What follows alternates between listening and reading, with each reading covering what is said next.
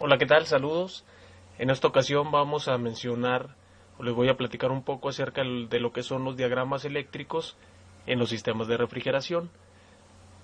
El tema que les voy a compartir es en relación específicamente a la interpretación de un diagrama eléctrico. La siguiente interpretación que les voy a mostrar, o la forma que les voy a comentar de cómo identificar los puntos principales, así como una herramienta que puede ser efectiva al momento de localizar fallas en el sistema eléctrico de refrigeración, pues se basa en un diagrama que obtuve de una marca de refrigeración X, pero que me gustó porque contiene los principales dispositivos de control que podemos encontrar en cualquier tipo de refrigerador o nevera que se encuentre en el mercado. Bueno, entonces vamos a entrar directamente en materia. Básicamente este circuito nos va a servir para alimentar precisamente lo que es el sistema mecánico de refrigeración y hacerlo funcionar. Vamos a ubicar elementos importantes. El primero de ellos obviamente va a ser en dónde inicia el circuito. El inicio del circuito lo tenemos ubicado específicamente en lo que es la entrada de la energía eléctrica. Obviamente aquí la forma en cómo vamos a obtener el voltaje necesario para hacer funcionar nuestro sistema de refrigeración lo vamos a obtener por medio de una clavija que tenemos representada aquí, que tiene 3 ramificaciones. En algunos casos va a haber neveras o refrigeradores que requieren de un voltaje mayor en comparación con otras marcas, o específicamente se deba probablemente al país de origen en donde se utilice. Por mencionarles algunos ejemplos, hay lugares en donde se maneja lo que es el voltaje de 220 y hay otros lugares en donde se maneja específicamente los 115 o 110 volts. En esta ocasión pues no vamos a entrar en detalles en cuanto a voltaje, simple y sencillamente vamos a hacer la especificación o el señalamiento de los componentes. Bueno, iniciamos nuestro circuito en lo que es la toma del voltaje. Aquí representado por medio de una clavija, como les había dicho, 3 hilos van a aparecer. 2 de ellos son específicamente para el sistema, si vamos a hablar concretamente de un sistema de 110 volts, del sistema monofásico. Por una de las patitas de la clavija va a entrar el neutro y por el otro va a entrar la fase o la línea. Pero tenemos un tercer conductor que es la puesta a tierra, ¿sí? Recuerden que por cuestiones de seguridad es importante que se mantengan precisamente con las características con las que diseñó el fabricante, de tener clavijas polarizadas con un tercer conductor de conexión a tierra. Bueno, aquí vamos a seguir el recorrido de lo que es el circuito. Como les mencionaba, iniciando en lo que es la alimentación eléctrica, nos vamos a dar cuenta de que hay 2 ramificaciones principales, una por la parte superior y otra por la parte inferior. Es importante destacar que al momento de detectar fallas, si nosotros nos basamos en el diagrama eléctrico, va a ser muy sencillo, o cuando menos nos va a facilitar en gran manera, el ubicar fallas si nos vamos rastreando o vamos siguiendo los puntos de conexión del diagrama. Les voy a mencionar un ejemplo antes de entrar a profundidad al tema. En este caso tenemos la alimentación, que se viene por la parte inferior de lo que es el diagrama, y aquí tenemos un punto de conexión. Este punto de conexión lo que hace es dividirnos la alimentación eléctrica. Por un lado llega este termostato y por otro lado, si vemos el circuito, este es el punto de conexión, pero saca una ramificación hacia lo que es la lámpara del refrigerador que se encuentra dentro de la nevera.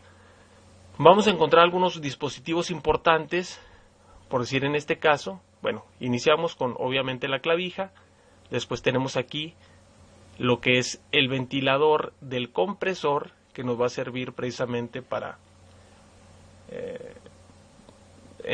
lograr enfriar lo que es el condensador. En este caso estamos hablando de un refrigerador o una nevera de capacidad grande, en donde el tipo de enfriamiento que lleva el condensador es por medio de un abanico. Recuerden que hay refrigeradores que funcionan enfriándose el condensador a temperatura ambiente, pero en este caso el diagrama nos muestra un ventilador precisamente para la función de enfriar el condensador. Aquí tenemos el símbolo de lo que es el dispositivo de arranque del compresor, y este es nuestro compresor, ¿sí? Otro símbolo importante lo encontramos en esta parte de aquí, que viene siendo un interruptor de puerta, que por lo general ubicamos como un switch de límite. Al momento de nosotros abrir la puerta de la nevera, este se activa y hace que se nos encienda un foco que tenemos por aquí. Entonces, este es otro dispositivo, es otro componente importante de lo que es el circuito eléctrico, el foco, el interruptor que nos va a accionar precisamente que se encienda la luz. Por este lado tenemos otro ventilador, pero este es el que nos va a servir para disipar el aire frío que se encuentra en el evaporador. Tenemos otro elemento, que es este de aquí, que es el temporizador de deshielo o el reloj de deshielo, como le mencionamos. Aquí tenemos una protección bimetálica. Aquí tenemos la resistencia precisamente de deshielo, que nos va a servir al momento de que se active lo que es el temporizador. Nos manda la señal para que empiece a funcionar la resistencia y logremos precisamente el deshielo del evaporador. Acá tenemos un fusible, que es una protección del circuito, y pues con eso estaremos englobando los principales componentes de nuestro diagrama eléctrico. Vamos a iniciar. Si se fijan, tenemos, les había mencionado, puntos de conexión, que es precisamente de donde se desprenden ramificaciones.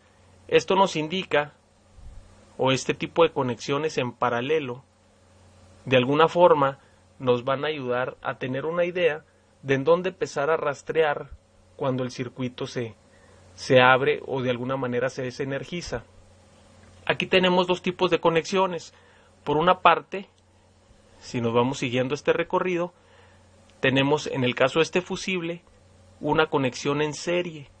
Quiere decir que yo parto por acá, mi circuito inicia aquí y está en serie porque sigue una trayectoria que me ayuda a cerrar el circuito. Es decir, si se interrumpe mi energía eléctrica en este punto de aquí o en este punto de acá, automáticamente este fusible se me queda desenergizado. Otro tipo de conexión es el que encontramos, que viene la alimentación por la parte de arriba, alimentación por la parte de abajo, y aquí intermedio tenemos otro tipo de conexiones que son conexiones en paralelo. Pero bueno, eso no vamos a entrar mucho en profundidad. ¿Cómo es que funciona el refrigerador? Una vez que se energiza, que nos conectamos aquí al tomacorriente, vamos a mencionar en este caso que sea un tomacorriente de 110 volts o 115, nos conectamos e inmediatamente después empieza a circular por aquí la alimentación eléctrica. Si se fijan, todo esto transita sin el menor problema. ¿Qué es lo que pasa para ir rastreando un poquito lo que es la alimentación y lo que va a ser el funcionamiento del compresor? ¿Qué es lo que necesito yo para que nuestro compresor de alguna manera empiece a funcionar? Obviamente, si sigo el circuito por acá, me voy a encontrar con el primer elemento que le llamamos de seguridad porque está conectado en serie. Por lo regular, los elementos o dispositivos de seguridad o de alguna forma que nos ayudan a controlar el encendido y el apagado de lo que es el sistema de refrigeración se encuentran conectados en serie. ¿Por qué? Porque de alguna forma, si encontramos una falla o precisamente como dispositivos de control, son los que van a tener la capacidad de abrir o cerrar el circuito. En este caso, el primer componente que tenemos es el termostato. Dependiendo de la temperatura a la cual hayamos ajustado este dispositivo, pues nos va a permitir que el elemento térmico que tiene en la parte de aquí adentro, o el dispositivo bimetálico, se encuentre abierto o se encuentre cerrado. Si este se encuentra, si yo lo seleccioné para que trabajara a una temperatura determinada y se cumple con la especificación de la temperatura que le estoy poniendo, este termostato va a estar cerrado. Es decir, me va a permitir que haya flujo de voltaje por aquí. Ahora bien, si este dispositivo yo lo tengo calibrado para que se detenga el compresor a, por decirles de alguna forma, 10 grados centígrados, empieza a funcionar el compresor. Una vez que llegamos a los 10 grados centígrados, este me detecta esa temperatura y el dispositivo le manda la señal al compresor para que se apague, para que no siga funcionando, porque ya obtuvimos precisamente la temperatura que deseábamos. En ese caso, el termostato se abre el circuito y ya no permite que fluya la energía eléctrica. Si seguimos aquí el diagrama, nos vamos a dar cuenta de que del termostato, si viniera por aquí el voltaje, aquí encontramos un interruptor que en este caso se encuentra normalmente cerrado. Si se fijan, la conexión entre este punto y este de acá está unido. Entonces automáticamente, si el termostato está cerrado, viene la circulación por aquí de energía eléctrica y automáticamente, como está cerrado, se va a trasladar para acá. Se viene por todo esto de aquí. Aquí tenemos un punto de conexión que va a dar hacia el elemento de arranque del compresor y hacia el abanico precisamente del condensador. Entonces tenemos aquí energía eléctrica, llega aquí. Si todo está bien, si no hay un problema de sobrecarga, que esta es una primer protección de sobrecarga, nos va a mandar la alimentación por un lado hacia lo que son las bobinas del compresor. Ahora, si seguimos el otro lado del circuito, nos vamos a dar cuenta de que aquí tenemos el flujo de energía eléctrica, aquí tenemos un primer punto de conexión y baja para acá. De igual forma, si no tenemos algún tipo de interrupción, obviamente aquí ya tenemos la entrada de alimentación y por esta parte, si el termostato está cerrado, seguimos el circuito, nos vamos a dar cuenta de que nos va a llegar la otra parte de energía eléctrica que requerimos y el compresor en esta situación arrancaría. ¿Qué es lo que pasa si nuestro temporizador de deshielo, que precisamente su función es cada determinados ciclos programar un tiempo o destinar un tiempo para que el compresor se detenga y se logre hacer el descongelamiento del evaporador para no tenerlo funcionando constantemente? Cuando esto llega a suceder, que nosotros programamos el temporizador y en el tiempo que tiene calibrado o programado se activa, lo que sucede es que este circuito que tenemos cerrado automáticamente se va a abrir. Entonces vamos a tener aquí una conexión. En vez de tener este punto con este se va a separar y se va a ir hacia la parte de arriba. ¿Sí? Entonces, una vez cumplido el tiempo programado en el temporizador, este circuito que está cerrado se abre y hace que se conecte este punto con este punto de acá. ¿Qué sucede cuando tenemos esta conexión? Automáticamente el recorrido que traemos por acá del circuito de la energía eléctrica, si el termostato sigue precisamente cerrado por la selección que le hicimos, seguimos la trayectoria. Recuerden, este ya se va a abrir y este dispositivo se va a disparar, pero para conectarse en la parte de aquí arriba. Entonces ya nuestro circuito se modifica porque se vendría hacia acá. ¿Sí? Se viene hacia acá y llega a lo que es la resistencia del deshielo.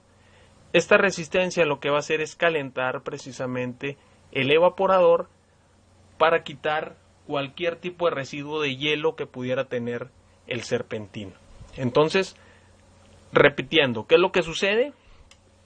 Se activa el reloj de deshielo, este circuito que se encontraba unido. Ahora lo que va a suceder es que este punto se viene para acá, tenemos la conexión ahora entre este, y por el hecho de quedar abierto este circuito, automáticamente, si esta parte de acá no tiene energía, el compresor se apaga. ¿De acuerdo? Otro aspecto importante, una vez que se cumpla con el tiempo que le tenemos programado o para el cual fue diseñado el temporizador, que se cumplan 2 o 3 horas, por citarles un ejemplo. Una vez que se cumplió con este plazo, lo que hace es que el interruptor, si lo teníamos conectado de este punto a este, al momento de llegar al tiempo seleccionado, automáticamente se abre y regresa a la posición original. ¿Qué es lo que sucede? Volvemos a cerrar el ciclo y por consecuencia el compresor vuelve a arrancar. ¿Sí? Esto quiero ser un poquito enfático en el sentido de que si no estamos atentos al momento de revisar, por decir, si nuestro refrigerador no está funcionando y nos queremos ir directamente al compresor, podemos caer en un error muy grave, en el sentido de que a lo mejor vamos a querer reemplazar un compresor que funciona adecuadamente, pero que en el momento no estaba trabajando porque se encontraba activado el reloj de hielo. Entonces es importante, dentro de la localización de fallas, lo primero que vamos a revisar es lo más sencillo, que el termostato funcione adecuadamente, es decir, vamos a revisar si está abierto o cerrado el circuito del termostato. Bueno, una vez que ya checamos este punto, nos brincamos al reloj de deshielo.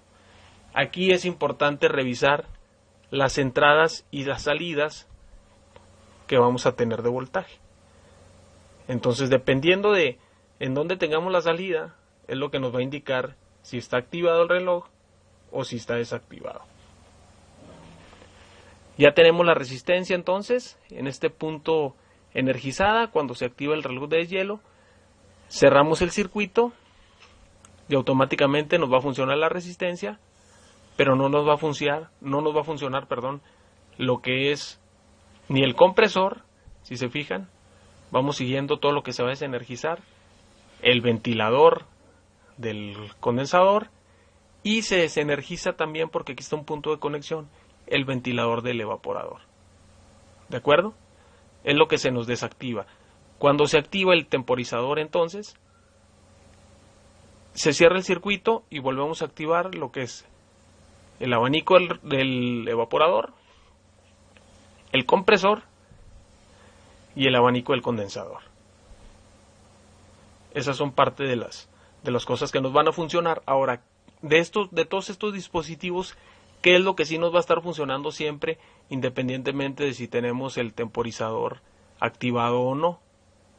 Es esta parte de aquí. Si se fijan, tenemos una conexión en paralelo antes de cualquier dispositivo, es decir, antes del termostato y antes del reloj de deshielo. Quiere decir que a mientras esté conectado al refrigerador, siempre le va a llegar